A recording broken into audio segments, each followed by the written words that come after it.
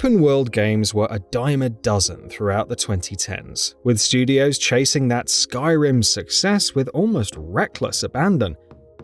Advances in tech have since streamlined the process of making huge game worlds, giving studios a better reason to invest their efforts in them. While gamers still clamour for a satisfying open world to explore and immerse themselves in, interest has shifted to more focused and curated experiences. Linear games are on an upward trend, with platformers like Astrobot and action games like Black Myth Wukong winning over gamers' hearts and wallets this year. Here are the 15 best linear games of 2024. However, do note that some of these games may have had some level of openness in their world, but their critical path line is largely linear. The Arizona Sunshine Remake.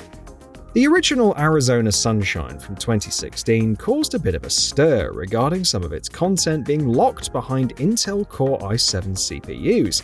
Now, in 2024, you can play all of that content, including 2 large DLCs and numerous updates with a ground-up remake to match Arizona Sunshine 2's visuals. You're mostly shooting zombies with your 2 VR hands throughout the linear narrated campaign, but there's also a lot of quirky environmental interactions that make this a classic VR experience. And best of all, it has 3-player co-op to triple the shenanigans. If you own a VR set, Arizona Sunshine Remake is a clear no-brainer. Warhammer 40k Space Marine 2. Space Marine 2's multiplayer offerings are tremendous fun, but it's the solo campaign where the core meat and potatoes of the game are found. The story kicks off where Space Marine 1 left off, with Captain Titus returning to command his squad against the Tyranid swarms after a mortal wound. With a runtime around 10 hours long, Space Marine 2's campaign is a riotous time, filled with spectacular vistas and visceral combat. This is a hack and slash in a lot of ways, but Space Marine 2 emphasizes precise countering more than its predecessor, adding a bit of extra skill to the mix. Grabbing a partner to run through the separate co-op missions is a treat as well. But the AI companions aren't bad either, with their consistent healing and tanky defense. Space Marine 2 feels like a blast from the past with its fast-paced campaign density. Silent Hill 2 Remake. Remaking a horror masterpiece like Silent Hill 2 is no easy feat, yet Bloober somehow pulled it off with great success. A key ingredient in that success is the expanded environments. The atmospheric hallways and foggy outdoor areas greatly encourage exploration, leading the player to a host of new items and collectibles that can be viewed from any angle. Helping you navigate the expanded areas is the new over-the-shoulder camera perspective, which gives further context to environments. The original Silent Hill 2 clocked in at around 12 or so hours, but the remake can easily take double that time from all the added exploration. Still, the remake maintains the dense pacing of the original in spite of this, making it one of the more impressive and spookiest linear games on this list. Black Myth Wukong. Black Myth Wukong takes a rather unorthodox approach to level design, seesawing back and forth between corridor-like linearity to wide-open environments. Most puzzling of all, there's no map or navigation tools to assist your exploration in the game. Despite this, we couldn't help but marvel at the variety of biomes and beauty of environments within the Journey to the West-inspired tale. Black Myth Wukong is a masterclass in focus. It doesn't meander and bloat the player's time with frivolous stuff, instead honing in on what makes it great. Stellar Blade. If you're familiar with the way many popular linear games handle their level design, you'll feel at home within Stellar Blade. The wide linear nature of the environment hits a sweet spot that always manages to make you feel like you're progressing forward while giving satisfying room for exploration as you do so. Parts of the game have you strictly going from A to B, with enemies nestled within secret routes off the beaten path, while others are open zones meant for questing and exploration. Stellar Blade excels in the way it mixes urgency and exploration with its wide linear level design. Senua's Saga Hellblade II. Hellblade II takes quite a different approach to linear level design. Due to the zoomed-in focus on very specific locations, Ninja Theory managed to go all out, decorating each handcrafted environment and presenting it all with an unmatched cinematic flair. It's no exaggeration to say that Hellblade II looks like the most graphically impressive game made to date. This combination of chiseled graphical fidelity with cinematic flair helps cement Hellblade II's Norse-inspired locations into the player's memory. It may be a straightforward game in all aspects of its gameplay, but Hellblade II's psychologically rich narrative and impressive visual presentation punctuate its linear design with a bold exclamation point. Mario & Luigi Brothership. Despite introducing a sailing ship into the Mario & Luigi series, Brothership still follows a more or less traditional critical path. The brothers' overarching goal this time around is lighting the 4 great lighthouses throughout Concordia's oceans. The developers made sure each of the 4 great lighthouse dungeons were top tier, earning the top spot on my list of dungeons. When they're not puzzling their way through the Great Lighthouse dungeons, Mario and Luigi are busy linking together the distinctly themed islands with the ship. Brothership threads its themes of connections brilliantly through the narrative and humorous writing, forming a cohesive story that impresses despite its basic appearance.